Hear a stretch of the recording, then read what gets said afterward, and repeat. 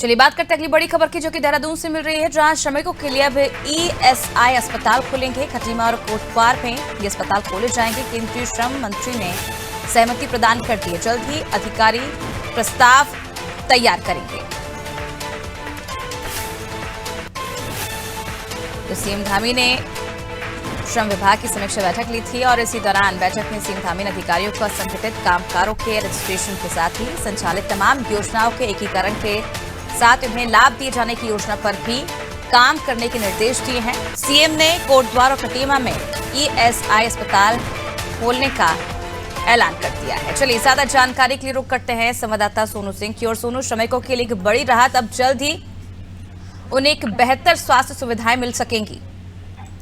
देखिए, जिस तरह से सरकार जो है वो औद्योगिक इकाइयों को ज्यादा से ज्यादा संख्या में उत्तराखंड में स्थापित करना चाह रही है और उत्तराखंड के मैदानी क्षेत्रों के साथ साथ भौगोलिक परिस्थितियों के अनुरूप पर्वतीय क्षेत्रों में छोटे स्तर के उद्योगों को पहाड़ों में ले जाने की कोशिश कर रही है। और इसी परिप्रेक्ष्य में हम इसको देख सकते हैं जो निवेशक सम्मेलन आयोजित होने वाला है। लिहाजा एक तरफ उद्योगों से संबंधित सरकार ने ये कदम उठाया, दूसरी तरफ जो इन उद्योगों में श्रम करने वाले जो श्रमिक हैं उनको कैसे और बेहतर सुविधाएं सरकार उपलब्ध करा सकती है, इसके लिए सरकार आने वाले समय में श्रमिकों की समस्याओं के लिए चौपाल का आयोजन करने जा रही है। यानी चौपाल आयोजित की जाएंगी ताकि उस चौपाल के जरिए, उस चौपाल के माध्यम से श्रमिकों की समस्याओं का समाधान किया जा सके। और जैसा कि आपने स्वयं भी इस बात का जिक्र किया कि जो श्रमिक हैं उनके लिए 2 ईएसआई अस्पताल भी खोलने की सरकार बात कर रही है और केंद्रीय श्रम मंत्री ने इसके लिए सहमति भी प्रदान कर दी है। जो विभागीय अधिकारी और कर्मचारी हैं वो इसका प्रस्ताव तैयार करेंगे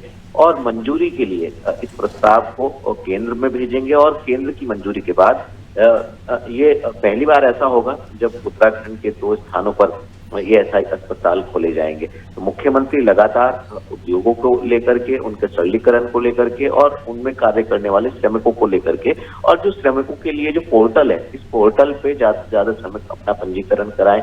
जो औद्योगिक इकाई है उनका जो पंजीकरण है उसके अनुरूप जो श्रमिक है इनकी संख्या कम है, तो इसको बढ़ाने का भी सरकार ने लक्ष्य रखा है कि आने वाले समय में जो श्रमिक हैं ज्यादा से ज्यादा संख्या में जो है वो अपना इस पोर्टल पर रजिस्ट्रेशन कराएं। और खास तौर पर जो असंगठित जो क्षेत्र हैं उनके क्षेत्रों के जो श्रमिक हैं उनके इंश्योरेंस की भी सरकार बात कर रही है। तो सरकार कोशिश कर रही है कि जो श्रमिक हैं खास तौर पर इन श्रमिकों को कैसे ज्यादा से ज्यादा सुविधाएं वो सरकार के स्तर से उपलब्ध कराई जाए और कैसे उनकी परेशानियों का समाधान किया जा सकता है। बिल्कुल सोनू, जिस तरह से सरकार लगातार प्रयासरत है उत्तराखंड की जनता को बेहतर सुविधाएं देने के लिए, ऐसे में इस सवाल ये भी उठता है ईएसआई अस्पताल खोले जाएंगे श्रमिकों के लिए, बड़ी राहत की खबर भी है। अब उन्हें स्वास्थ्य सुविधाएं मिल सकेंगी, लेकिन ये भी इसके साथ जाना चाहेंगे ईएसआई अस्पताल में ऐसा क्या खास होगा, ऐसी क्या सुविधा होंगी जो श्रमिकों को मिल सकेंगी?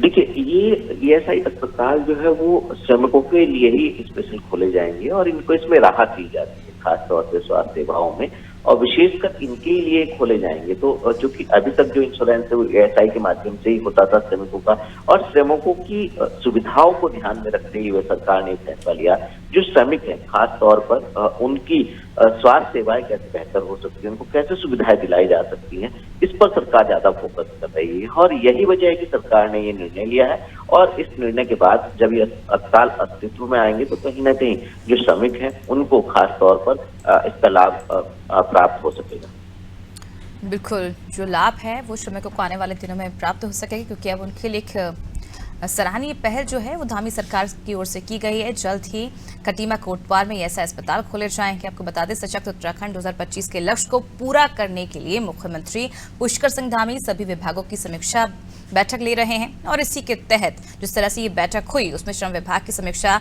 बैठक के दौरान विभाग की ओर से तैयार की गई अल्प, मध्य और दीर्घकालिक रोडमैप की समीक्षा करते हुए व्यापार के सरलीकरण को लेकर अनावश्यक रूप से निरीक्षण की व्यवस्था को कम करने के निर्देश दिए गए और इसके साथ ही एक बड़ी राहत जो है वो श्रमिकों के लिए प्रदान की गई है।